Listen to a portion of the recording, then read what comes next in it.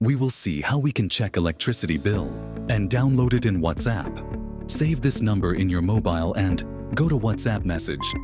Type hi and send it. Click on Service menu. Select Bill and Accounts. Click Send. Click on Service menu again and select Show My Bill. Click Send. It will ask for your account number. Just paste your account number or type your account number and send. It will take few seconds and it will show you the due amount here and link to download the bill.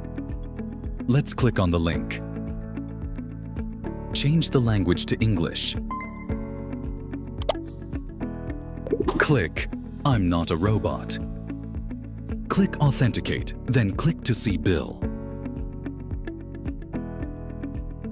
Your bill will be downloaded in seconds. Open it. Here is your electricity bill. Now let's go back and see how to submit power disconnection complaint. Click Service menu, select Disconnection Reports, and click Send.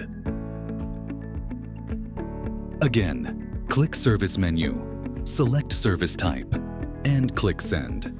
Now it will ask for your account number. Enter it and submit the complaint.